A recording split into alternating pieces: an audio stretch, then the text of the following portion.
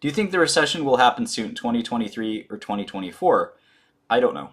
Um, it depends on what you mean by recession, too. One of my first business school classes, somebody asked, the professor asked, what is the definition of a recession?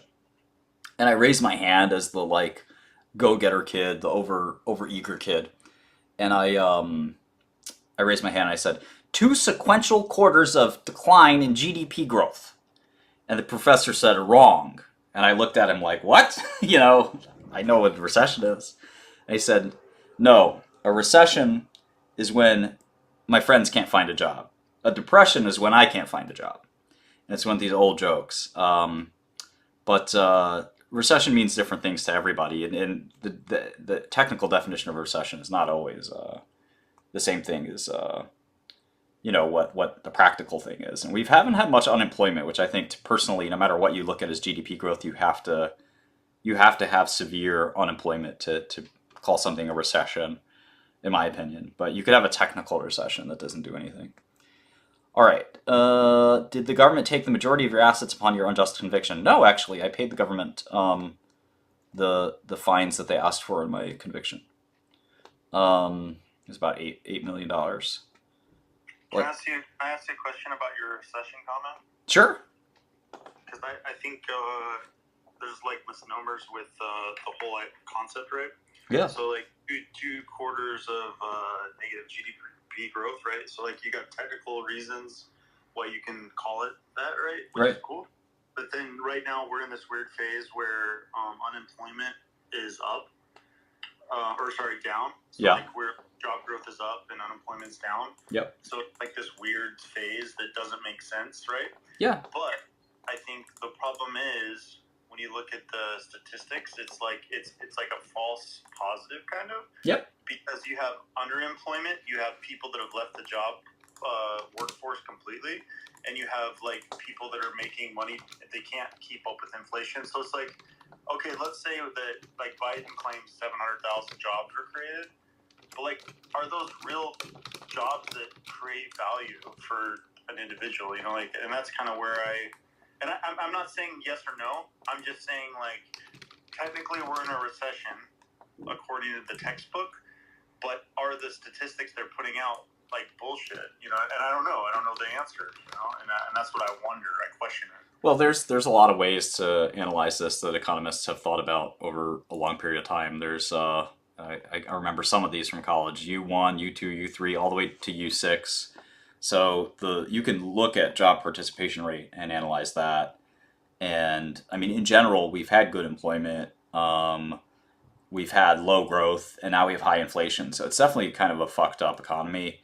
I look, I'm not an economist. I actually tend to ignore this kind of stuff. I think my college professor's joke is actually really important. That the statistical interpretation of economic activity it actually gets revised after the fact. There's no great way to tell at any given time whether there is an actual quote unquote recession or not. I think the important thing is, can my friends find jobs and do I have a job? Those are basically the best indicators of are times good or are times not. Can I fill up a full gas tank?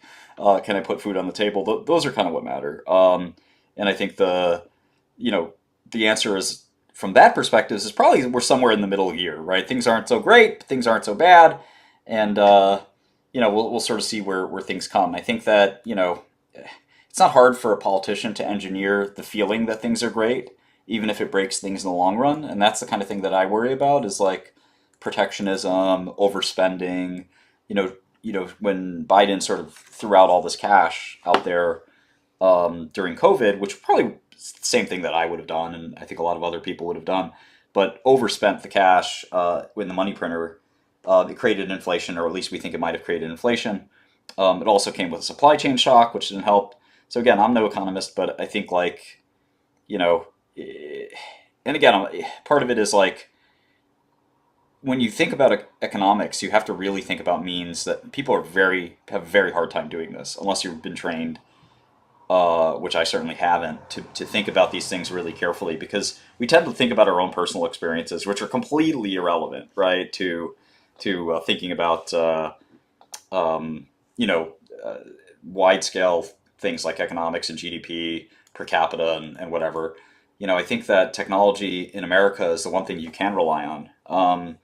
We have a technological advantage that comes from just the kind of people that like to live in America and the kind of policies that we have. I think that that's the only thing that we really have to watch out for is people like Elizabeth Warren. I'm picking on her a little bit, but I think like technophobes and regulatory sort of bureaucrats are probably the biggest threats to economic success. And if you look at countries that have sort of like these deep bureaucratic ties, they tend to sort of not have much technological innovation. And I think actually Elon Musk's takeover of Twitter is really emblematic of kind of like this struggle of freedom versus bureaucracy.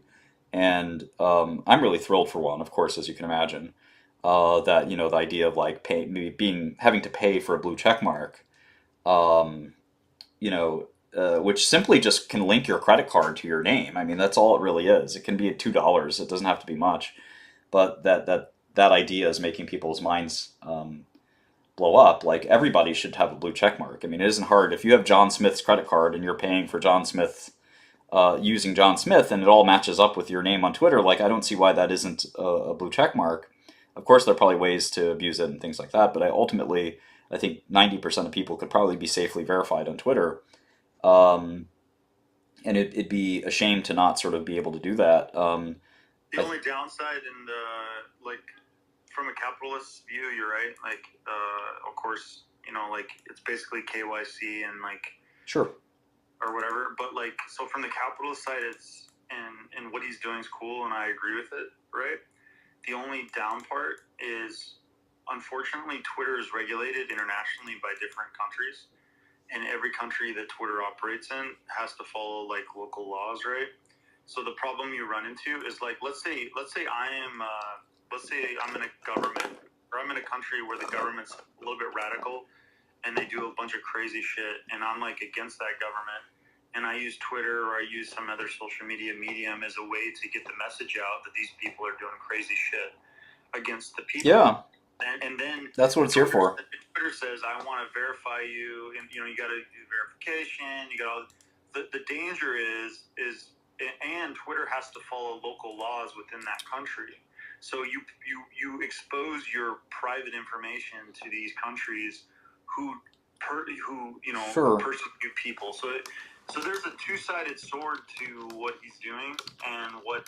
Well, I don't think he's doing anything different, right? So I think that you can be verified. I'm sure Elon Musk is not going to try to collect the $2 from Katy Perry, who's verified. I think this is more about people like you and me who have no chance of getting verification. Maybe not me, but maybe you or anybody else here, excluding any pseudo celebrity.